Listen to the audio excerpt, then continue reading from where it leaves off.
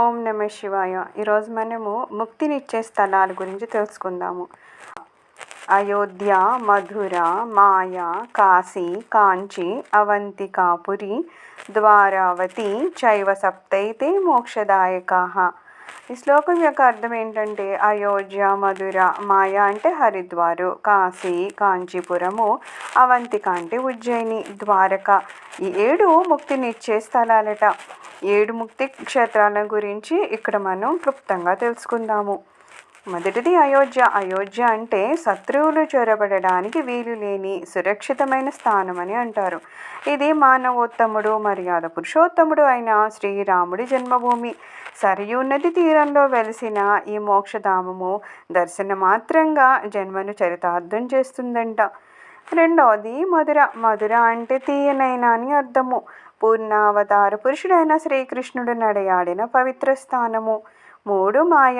దీనినే హరిద్వార్ అని కూడా పిలుస్తారు. విష్ణువు సన్నిధికి చేర్చే ఒక ద్వారము ఈ పుణ్యస్థలమట.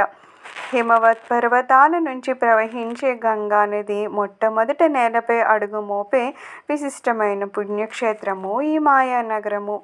4 కాశీ. భూలోక కైలాసంగా ప్రసిద్ధి చెందిన ఈ పుణ్యక్షేత్రము పవిత్ర గంగా నదీ తీరంలో వెలిసిన పరమశివ సన్నిధానము. వరుణ, అసి అని 2 నదులు ఇక్కడే గంగా నదిలో సంగమించడం వలన ఈ పట్టణానికి వారణాసి అని కూడా పేరుందట. 5 కాంచీపురము. దక్షిణ భారతదేశంలోని పవిత్రమైన నగరం ఇది. కంచి, కాంచీపురము, కాంజీపురము అనే పేర్లతో అలరారే ఈ పుణ్యధామము శివుడికి, విష్ణువుకు, శక్తికి నిలువు.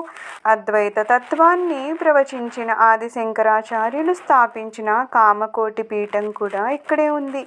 ఈ పుణ్యక్షేత్రాన్ని దర్శిస్తే మోక్షం సంప్రాప్తిస్తుందని ప్రాచీన కాలం నుంచి కొనసాగుతున్న విశ్వాసము. 6 అవంతిక.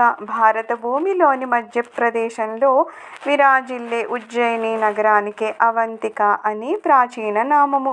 సిప్రా నదీ తీరంలో వెలుగొందే ఈ పట్టణము మహాకాళనాథుడైన శివుడికి నిలయము. 12 జ్యోతిర్లింగ క్షేత్రాల్లో ఒకటైన ఈ నగరాన్ని గురించి మహాకవి కాళిదాసు ఎంతో అద్భుతంగా వర్ణించారు.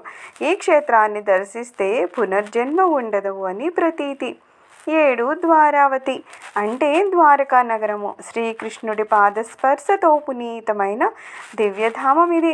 కృష్ణుడు నివసించిన ద్వారకా నగరం సముద్రంలో కలిసిపోయింది. తీరంలో నూతనంగా నిర్మించిన ఆధునిక ద్వారకా నగరము ద్వారకానాథ్గా ప్రసిద్ధమైంది. ఇక్కడ ద్వారకాధీశుడి ఆలయం ఉంది. ఈ ఆలయంలోకి స్వర్గద్వారం ద్వారా ప్రవేశించిన భక్తులు మోక్షద్వారం ద్వారా వెలుపలికి వస్తారు. ఈ కారణంగా ఇది ముక్తిదాయక నగరంగా ప్రసిద్ధి చెందిద్దట. సర్వం శ్రీకృష్ణ చరణారవిందార్పణమస్తు.